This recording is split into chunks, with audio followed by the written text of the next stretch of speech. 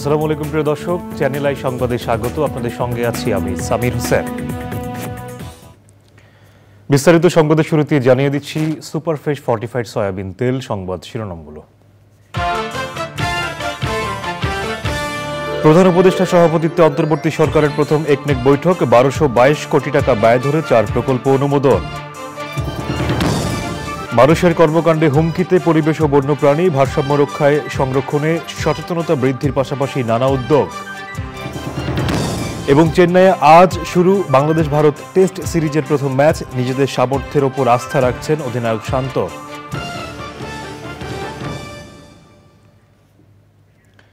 সংবাদ শিরোনামগুলো জানাচ্ছিলাম। এখনকার এই সংবাদ আয়োজন একই সঙ্গে চ্যানেল আইর ইউটিউব চ্যানেলে এবং চ্যানেল আইয়ের ওটিটি প্ল্যাটফর্ম আই স্ক্রিনে লাইভ স্ট্রিম হচ্ছে। এবারে বিস্তারিত। প্রকল্প পাশ করিয়ে টাকা ছাড় করে পিডি, ঠিকাদার এবং রাজনৈতিক প্রভুদের যোগসাজশে খরচের দিন শেষ হতে চলেছে। অন্তর্বর্তীকালীন সরকারের প্রথম একনেক বৈঠক শেষে পরিকল্পনা উপদেষ্টা এই হুঁশিয়ারি দিয়েছেন। বলেছেন, অনিয়ম কিংবা অপচয় হলে বাস্তবায়নকারী মন্ত্রণালয়কে দায়বদ্ধ করার কার্যকর ব্যবস্থা নেওয়ার বিষয়ে একমত হয়েছেন প্রধান উপদেষ্টা সহ উপদেষ্টা পরিষদ। আপাতত পাঠশালা পরিকল্পনা স্থগিত রাখার কথাও জানান ডক্টর ওয়াহিদুদ্দিন মাহমুদ। রিজভী নওয়াজের রিপোর্ট। ৮ আগস্ট সরকার গঠনের ১ মাস ১০ দিন পর অধ্যাপক ইউনূসের নেতৃত্বাধীন সরকারের প্রথম একনেক বৈঠক। প্রধান উপদেষ্টার কার্যালয়ে বৈঠকে রাজনৈতিক সরকারের আমলের মতো প্রকল্পের ছড়াছড়ি ছিল না। ১২২২ কোটি টাকা ব্যয় ধরে মাত্র 4টি প্রকল্প অনুমোদিত হয়। প্রথমে যে আস্তে যেতে হচ্ছে, এটা দুটো কারণে। একটা হলো যে আমাদের হাতে একদম তৈরি প্রকল্প নেই, যে কারণে সেটা আগেই বলেছি। আরেকটি হলো যে এখন কিছুদিন আস্তে আস্তেই আমরা চলবো, কিছুদিন পরে আমরা একটু হিসাব করব আমাদের সম্পদ কত এবং আমরা আসলে বৈদেশিক সাহায্য কীরকম পেতে পারি এই অর্থ বছরে। তখন আমরা শেষের আরও 4-5 মাস পরে তখন বুঝতে পারবো আসলে আমাদের উন্নয়ন বাজেট কতটুকু হওয়া উচিত। এই মুহূর্তে দরকারি নয় এমন প্রকল্প বাছাই করে বন্ধ রাখা কিংবা বাদ দেওয়ার কাজ করছে সরকার। প্রকল্পগুলো কেন নষ্ট হলো, কেন এতবার সময় বাড়াতে হলো এবং কেন এতবার অর্থ বরাদ্দ দিতে হলো, বাড়তি অর্থ বরাদ্দ দিতে হলো। উন্নয়ন বাজেটে ব্যয়ের পরিমাণ বা বাজেটের আকারের থেকে ব্যয়ের গুণগত মান আমাদের কাছে অনেক অনেক বেশি জরুরি বিষয়। এত কিছু যাচাই বাছাইয়ের পর যখন একনেক পাশ হয়ে গেল, তখন তো এই ঠিকাদার আর যিনি প্রজেক্ট ডাইরেক্টর আর মন্ত্রণালয় মিলে তো নিজের মতো করেই করতেন। আমাদের একজন উপদেষ্টা বলেছেন যে আমরা অন্তত সে ধরনের অর্থের অপচয় করব না। তো এইটুকু আত্মবিশ্বাস আমাদের না থাকলে আমরা এখানে এসেছি কেন? তবে আসার কথা উন্নয়ন সহযোগীরা অর্থায়ন করতে মুখিয়ে আছে। দাতা সংস্থাগুলো আমাদেরকে একদম হাত খুলে টাকা দিতে চাচ্ছে, কেন আমি জানি না। অনেকগুলো যেমন ইউএসএইড বলছে তোমরা যে কোনো প্রকল্প আনো, আমরা দিয়ে দেবো, আমাদের কোনো সমস্যা নাই। রাজনৈতিক সরকারের সব প্রকল্পই খারাপ, এটা ভাবার কোনো কারণ নেই, মন্তব্য করেন পরিকল্পনা উপদেষ্টা। Rizvi Nawaz, channel I, Dhaka. সাবেক প্রধানমন্ত্রী শেখ হাসিনার উপদেষ্টা সালমান এফ রহমান, সাবেক আইনমন্ত্রী আনিসুল হক, সাবেক আইসিটি প্রতিমন্ত্রী জুনাইদ আহমেদ পলক, সাবেক আইজিপি চৌধুরী আবদুল্লাহ আল মামুন ও সাবেক বিচারপতি AHM শামসুদ্দিন চৌধুরী মানিককে নতুন মামলায় গ্রেপ্তার দেখানো হয়েছে। তাদের জামিন আবেদন নামঞ্জুর করে কারাগারে পাঠানোর আদেশ দিয়েছেন ঢাকার মেট্রোপলিটন ম্যাজিস্ট্রেট আদালত। ছাত্র জনতার আন্দোলনে রাজধানীর মোহাম্মদপুরে অটোরিকশা চালক রনি হত্যা মামলায় গ্রেপ্তার কুষ্টিয়া 4 আসনের সাবেক সংসদ সদস্য সেলিম আলতাফ জর্জকে 3 দিনের রিমান্ডে পাঠিয়েছে আদালত। শহীদুল্লাহ রাজুর রিপোর্ট। কয়েক দফা রিমান্ডের পর বুধবার সকালে সাবেক প্রধানমন্ত্রী শেখ হাসিনার বেসরকারি শিল্প ও বিনিয়োগ বিষয়ক উপদেষ্টা সালমান এফ রহমান, সাবেক আইনমন্ত্রী আনিসুল হক, সাবেক আইসিটি প্রতিমন্ত্রী জুনাইদ আহমেদ পলক, সাবেক আইজিপি চৌধুরী আবদুল্লাহ আল মামুনকে কঠোর পুলিশি নিরাপত্তায় আদালতে হাজির করা হয়। তবে গ্রেপ্তারের পর প্রথমবারের মতো ঢাকার আদালতে তোলা হয় সাবেক বিচারপতি শামসুদ্দিন চৌধুরী মানিককে। আসামিদের বিভিন্ন হত্যা মামলায় গ্রেপ্তার দেখানোর আবেদন করে পুলিশ। মামলাগুলোর শুনানি শেষে প্রত্যেককে নতুন করে গ্রেপ্তার দেখানোর আবেদন মঞ্জুর করেন আদালত। তবে পুলিশের পক্ষ থেকে রিমান্ডের আবেদন করা হয়নি। পরে তাদের কারাগারে পাঠানো হয়। থানার মামলা নম্বর হচ্ছে ৭-৮-২৪-এ সালমান এফ রহমান সাহেবকে সুরেশ দেখানো হয় এবং পাটনা থানার একটা মামলা ৩-৮-২৪-এ আব্দুল্লাহ আল মামুন, সালমান এফ রহমান, আনিসুল হক এবং শামসুদ্দিন চৌধুরী মানিক ওনাকে সুরেশ দেখানো হয়। আসামি পক্ষের আইনজীবীদের দাবি, তারা জুলাই হত্যাকাণ্ডের সঙ্গে জড়িত নন। শুধু রাজনৈতিক কারণেই তাদের মামলা দিয়ে হয়রানি করা হচ্ছে। অভিযোগগুলি সম্পূর্ণ ভিত্তিহীন, উদ্দেশ্য প্রণোদিত। আমরা বিজ্ঞ আদালত থেকে বলেছি যে ওনাকে যদি এই মামলায় সম্পৃক্ত করা হয় তাহলে জুডিশিয়ারের প্রতি এবং আইনের প্রতি মানুষের শ্রদ্ধা হারাবে। ইতিপূর্বে ওনাদেরকে বিভিন্ন মামলায় রিমান্ডে নেওয়া হয়েছে, একাধিকবার জিজ্ঞাসাবাদ করা হয়েছে। নতুন করে ওনাদের কাছ থেকে তথ্য পাওয়ার আর কোনো কিছু নেই। এগুলো জাস্ট হয়রানি করার জন্য ওনাদেরকে সুরেশ দেখানো হচ্ছে। রাজধানীর খিলক্ষেত থানার একটি মামলায় রংধনু গ্রুপের পরিচালক মিজানুর রহমানকে পুলিশ 10 দিনের রিমান্ডে নেওয়ার আবেদন করলে 2 দিনের রিমান্ড মঞ্জুর করে আদালত।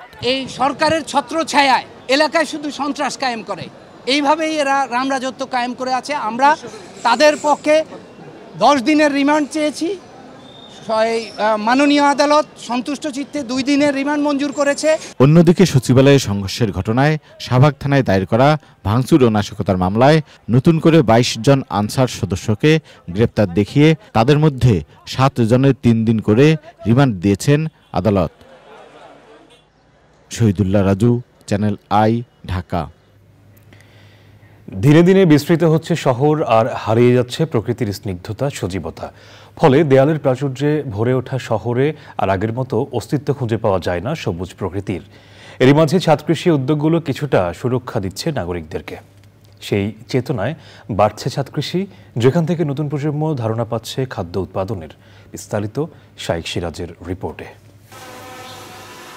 ঢাকার নাখালপাড়া বেশ ঘনবসতিপূর্ণ একটি এলাকা, চারপাশে ভবন আর ভবন। এরই মাঝে ভিন্ন রূপে উঁকি দিচ্ছে ভবনের উপরে গড়ে ওঠা ছাদ কৃষির আয়োজনগুলো। উদ্যোক্তারা বিশুদ্ধ বাতাস এবং নিরাপদ খাদ্যের অনুসন্ধানে যুক্ত হয়েছেন এমন উদ্যোগের সঙ্গে। স্কুল শিক্ষক তসলিমা আক্তার মলি গত 4 বছর ধরে ফুল, ফল আর গাছগাছালির সান্নিধ্যে সময় কাটাতে করেছেন কৃষির এমন আয়োজন। জালি, লাউ, ধুন্দুল, পুঁইশাক খাওয়া হয়েছে অনেক। কাঁচামরিচ ছিল, বৃষ্টিতে গাছটা একটু দুর্বল হয়ে গেছে। বড় সাইজের আম হয়, বেশ মিষ্টি। ফসলের যত্ন কিংবা পরিচর্যা সবই নিজ হাতে করার চেষ্টা থাকে। তবে ব্যস্ততার কারণে সম্প্রতি যুক্ত করেছেন আরেকজন সহযোগীকে। আসার কথা হচ্ছে ছাদ কৃষিকে এগিয়ে নিতে গড়ে উঠেছে এমন পেশাদারি দক্ষ কর্মী। আমি একসময় নিজে সিএনজি অটো রিক্সা ছিল চালাতাম। আমি ড্রাইভিং শিখছিলাম, কোনো পেশা আমার ভালো লাগে না। যখন আমি এই কাজটাতে আসলাম আমার ধ্যান জ্ঞান এটাতে চলে গেল। 20টা বাড়িতে এরকম করেন এখন?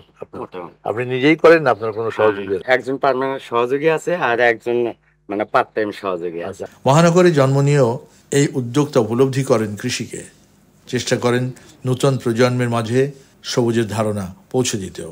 শহরে স্কুলে প্ল্যান্ট সম্পর্কে কোনো ধারণা দেওয়া হয়? হ্যাঁ, অবশ্যই আমার স্কুলে আমি দেই। আমাদের একটা সপ্তাহে পাঠ্যসূচির ভেতরেই নাকি আপনার নিজে থেকে? এভাবেই গাছ আর ফল ফসল নগরের মানুষকে টেনে নিয়ে যায় কৃষির কাছাকাছি। যেমন উদাহরণটি তৈরি করেছেন তসলিমা আক্তার মলি। তার এই ছাদ কৃষিটি দেখে বন্যপ্রাণীতে আশেপাশে এর প্রসার ঘটছে, এতে কোনো সন্দেহ নেই। এভাবেই সারা বাংলাদেশ একসময় নগরগুলো ছেয়ে যাবে সবুজের আস্তরণে। ঢাকার তসলিমা আক্তার মলির ছাদ কৃষি থেকে শাইখ সিরাজ, চ্যানেল আই। দর্শক, এ নিয়ে বিস্তারিত প্রতিবেদন দেখবেন আজ বেলা 3:05 হৃদয় মাটি ও মানুষের ডাক অনুষ্ঠানে। রাজধানীর অদূরে সাভারের বিরুলিয়ায়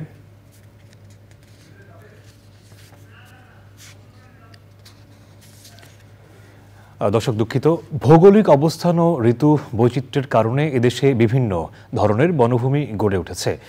এসব বন আর বনভূমি বন্যপ্রাণীর প্রধান আবাসস্থল। তবে মানুষের বিভিন্ন কর্মকাণ্ডে একদিকে যেমন প্রাকৃতিক পরিবেশ ক্ষতিগ্রস্ত হচ্ছে, অন্যদিকে হুমকিতে অসংখ্য বন্যপ্রাণী। পরিবেশের ভারসাম্য রক্ষায় বন্যপ্রাণী সংরক্ষণে সচেতনতা বৃদ্ধির পাশাপাশি বিভিন্ন উদ্যোগ নেওয়া হয়েছে। বন্যপ্রাণীর আবাসস্থল সংরক্ষণ নিয়ে আফরোজা হাসির প্রতিবেদন।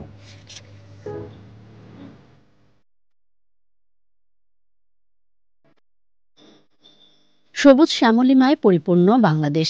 এদেশের উত্তর পূর্বাঞ্চল ও দক্ষিণ পূর্বাঞ্চলে পাহাড়ি বন, মধ্যাঞ্চল ও উত্তর পশ্চিমাঞ্চলের শালবন এবং বঙ্গোপসাগরের কোল ঘেঁষে গড়ে উঠেছে সুন্দরবন।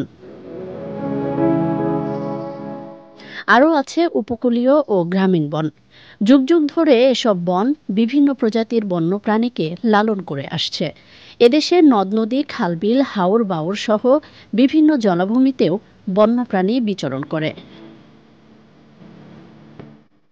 কিন্তু প্রাকৃতিক দুর্যোগের পাশাপাশি নির্বিচারে বৃক্ষনিধন, কৃষিকাজ, ঘরবাড়ি তৈরি ও কলকারখানা স্থাপন সহ মানবসৃষ্ট নানা কারণে বনাঞ্চল ধ্বংস হয়েছে। এতে গত ১০০ বছরে বাংলাদেশ থেকে ৩১ প্রজাতির বন্যপ্রাণী বিলুপ্ত হয়েছে। চব্বিশটি বন্যপ্রাণী অভয়ারণ্যের পাশাপাশি দেশে ১৯টি জাতীয় উদ্যান ঘোষণা ও রক্ষণাবেক্ষণের মাধ্যমে দর্শনার্থীদের বিনোদনের পাশাপাশি বন্যপ্রাণীর আবাসস্থল সংরক্ষণ করা হচ্ছে। মহাবিপন্ন পাখি, শকুনের আবাসস্থল সংরক্ষণে নিরাপদ এলাকা চিহ্নিত করা হয়েছে। জলজ স্তন্যপায়ী প্রাণী ডলফিন সংরক্ষণে সুন্দরবন ও পাবনায় রয়েছে ৩টি ডলফিন অভয়ারণ্য। টাঙ্গুয়ার হাওর, হাকালুকি হাওর, হাইল হাওর, নিঝুম দ্বীপ, গাঙ্গুইয়ার চর ও সোনাদিয়া দ্বীপকে ফ্লাইওয়ে সাইট ঘোষণা করা হয়েছে। সামুদ্রিক জীববৈচিত্র্য সংরক্ষণে রয়েছে সোয়াচ অব নো গ্রাউন্ড এবং Saint Martin marine protected area. বন্যপ্রাণীর আবাসস্থলের নিরাপত্তা প্রদানে আইনের যথাযথ প্রয়োগ নিশ্চিতের পাশাপাশি গবেষণার পরিধি বৃদ্ধি করা প্রয়োজন। জনগণকে সম্পৃক্তকরণ সহ সমন্বিত উদ্যোগ বাস্তবায়নের মাধ্যমে বন্যপ্রাণীর আবাসস্থল সংরক্ষণ করা সম্ভব। আর তাহলে আগামী প্রজন্মের জন্য নিশ্চিত হবে বন্যপ্রাণী সমৃদ্ধ, সুস্থ, সুন্দর পৃথিবী। আফরোজা হাসি, প্রকৃতি ও জীবন ডেস্ক, চ্যানেল আই। দর্শক, বন্যপ্রাণীর আবাসস্থল সংরক্ষণ নিয়ে পর্ব দেখবেন আজ রাত 10:15 প্রকৃতি ও জীবন অনুষ্ঠানে। এবারে বাংলাদেশ ভারত টেস্ট সিরিজ।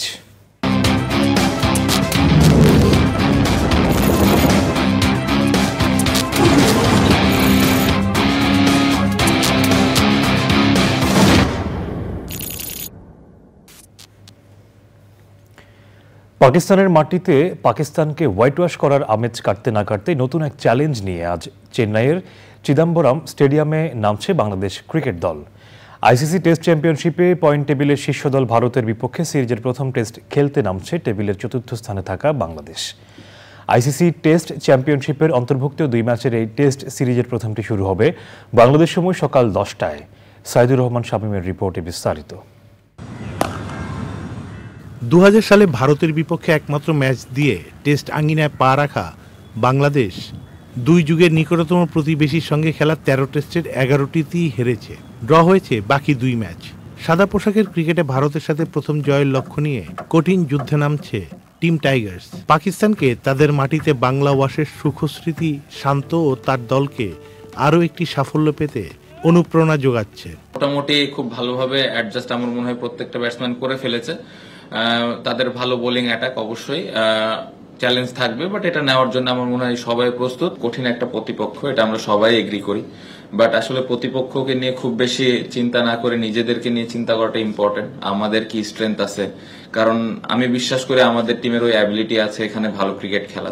ভারতের মাটিতে এ পর্যন্ত খেলা ৩ টেস্টের সবকটিতেই হেরেছে লাল সবুজের দল। এ করার সক্ষমতা প্রশংসা কুড়াচ্ছে সবার।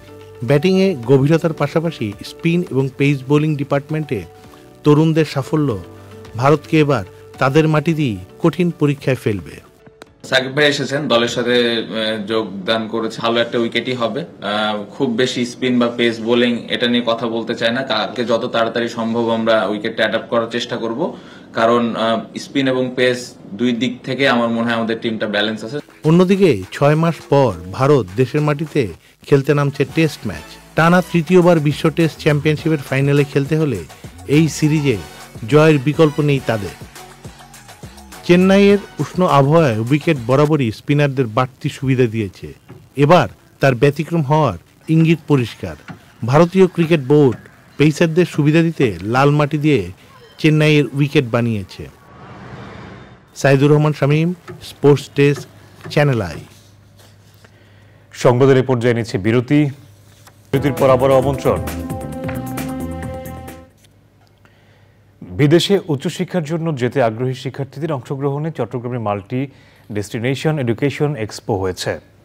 অনুষ্ঠানে অস্ট্রেলিয়া, কানাডা, যুক্তরাজ্য, যুক্তরাষ্ট্র, মালয়েশিয়া, আয়ারল্যান্ড, নিউজিল্যান্ড, জাপান ও ইউরোপের শীর্ষস্থানীয় শতাধিক ইউনিভার্সিটির প্রতিনিধিরা অংশ নেন।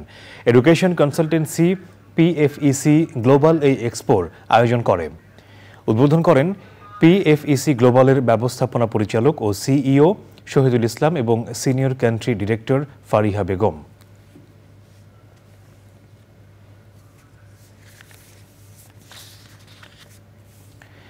এবারে খেলার খবর।